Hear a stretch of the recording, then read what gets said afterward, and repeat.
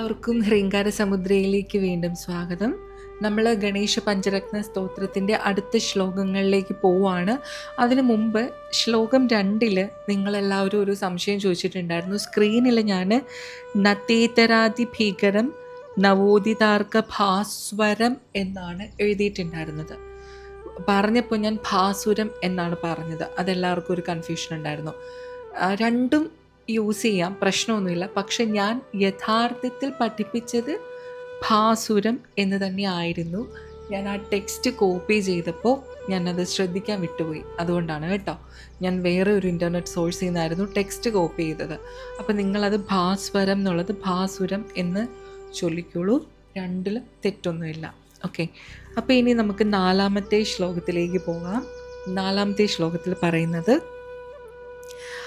അകിഞ്ചനാർത്തിമാർജനം അകിഞ്ചനാർത്തിമാർജനം അകിഞ്ചനാർത്തിമാർജനം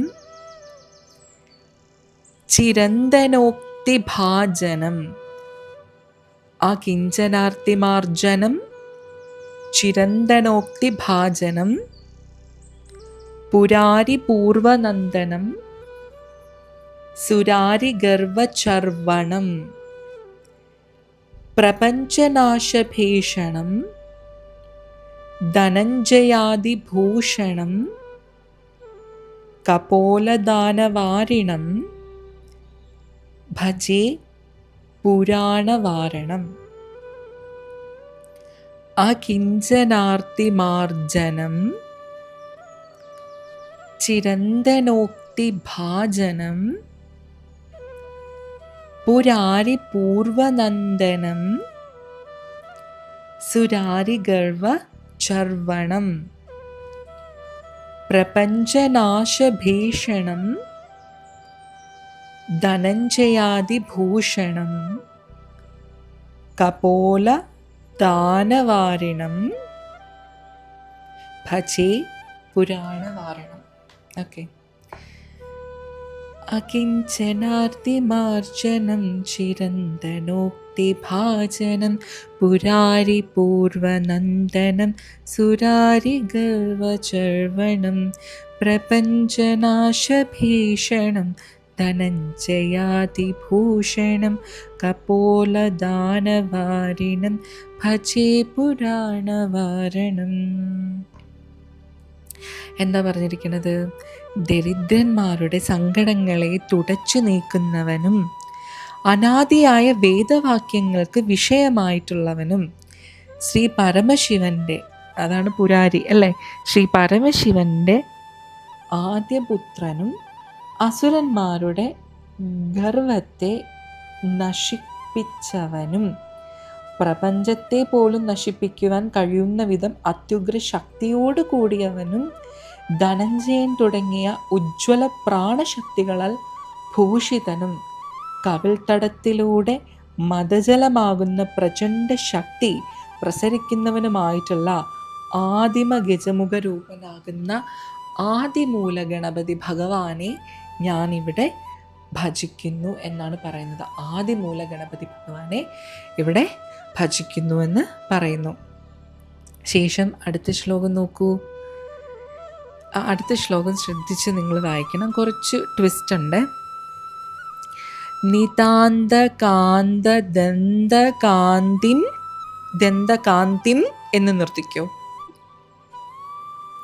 നിതാന്തകാന്തദന്തകാന്തിം അന്തകാന്തകാത്മജം അന്തകാന്തകാത്മജം. Okay, ഈ ദന്തകാന്തിം അന്തകാന്താത്മജം ഇത് രണ്ടുകൂടെ കൂട്ടി വരാൻ വേണ്ടിയിട്ടാണ് അവിടെ മാ ഇട്ട് കൊടുത്തേക്കുന്നത്. എങ്ങനെ വരുമെന്നിപ്പം നിതാന്തകാന്തദന്തകാന്തിമന്തകാന്തകാത്മജം എന്ന് വരും അല്ലേ. അപ്പം നമുക്ക് സ്പ്ലിറ്റ് ചെയ്ത് പഠിക്കാം. അതിനുശേഷം നിങ്ങൾ കൂട്ടി വായിച്ചാൽ മതി കേട്ടോ. നിതാന്തകാന്തദന്തകാന്തിം നിതാന്തകാന്തദന്തകാന്തിം അന്തകാന്തകാത്മജം. ഒന്നിച്ചു വരുമ്പോൾ എങ്ങനെ വരും? നിതാന്തകാന്തദന്തകാന്തിമന്ദകാന്തകാത്മജം. അടുത്ത നോക്കാം. അചിന്യരൂപം അന്തഹീനം അന്തരായ കൃന്ദനം. നോക്കിക്കേ, അചിന്യരൂപം അന്തഹീനം അന്തരായ കൃന്ദനം. അങ്ങനെ നമുക്ക് സ്പ്ലിറ്റ് ചെയ്യാം. ഒന്നിച്ചു വരുമ്പോൾ എങ്ങനെ വരും? അചിന്യരൂപമന്തഹീനമന്തരായ കൃന്ദനം. പിന്നെന്താ?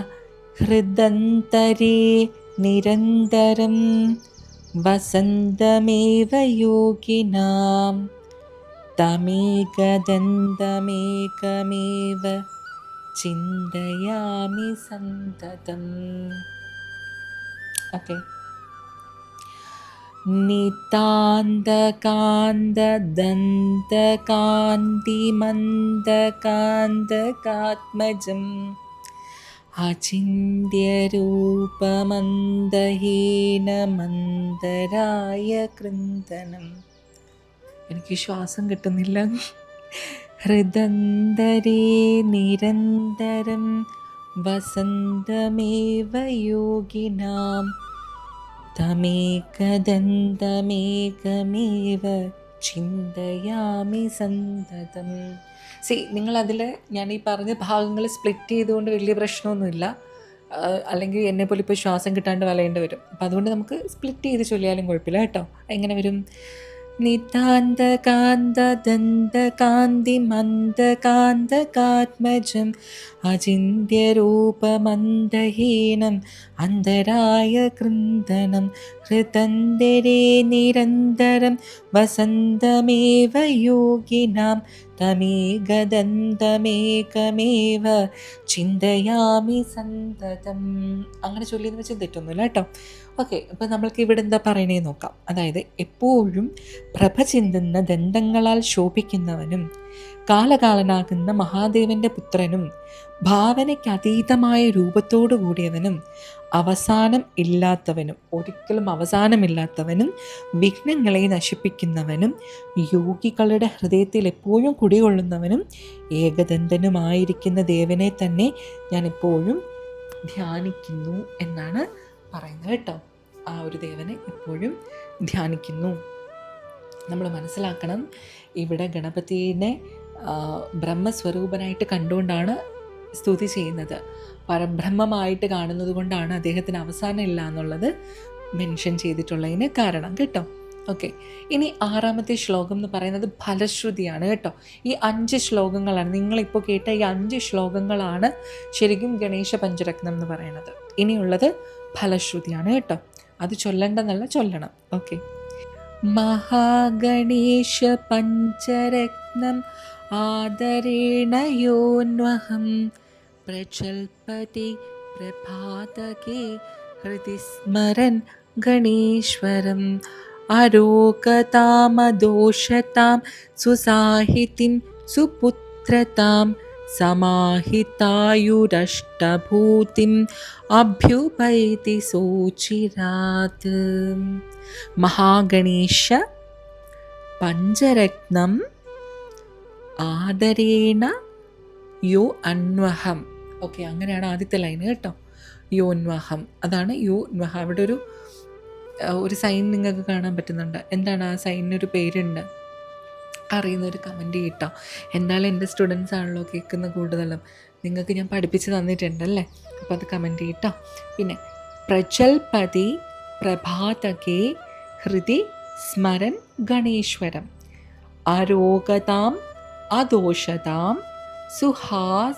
സുസാഹിതിം സുപുത്രതാം സമാഹിതായുരഷ്ടഭൂതിം അഭ്യുപൈതി സോ ചിരാത്. സോ അച്ചിരാത്ത് എന്നുള്ളതാണ്, സോ ചിരാത്ത്. ഓക്കെ, അപ്പോൾ ഇവിടെ എന്താ പറയണേ? ഈ മഹാഗണേശ പഞ്ചരത്ന സ്തോത്രം ദിവസവും പ്രഭാതത്തിലെ ഗണേശ ധ്യാനത്തോടും കൂടി ഭക്തിയോടും കൂടി ചൊല്ലുന്ന ആൾക്ക് ആരോഗ്യം.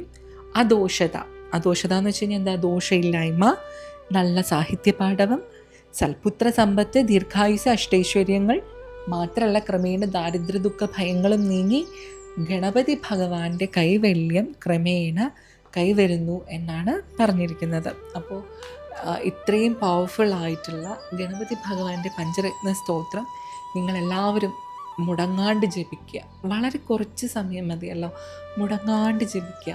അതിലൂടെ നിങ്ങൾക്ക് എല്ലാവിധ ഐശ്വര്യങ്ങളും ഉണ്ടാവട്ടെ. അപ്പോൾ എല്ലാവർക്കും നമസ്കാരം. നമ്മൾ നോർമലി ക്ലാസ്സുകൾ ഈ ഒരു ചാനലിൽ സാറ്റർഡേ സൺഡേ മാത്രമേ ഇനി അപ്ലോഡ് ചെയ്യുള്ളൂ. ലെങ്തി വീഡിയോസ് ആയിരിക്കും, മേ ബി, ഉറപ്പില്ല, മേ ബി. ക്ലാസ്സുകളായതുകൊണ്ട് തന്നെ ചെറിയ ചെറിയ വീഡിയോസ് ആയിട്ട് ഇടുന്നതിലും ലെങ്തി വീഡിയോസ് ആയിരിക്കും ഇടുന്നത്.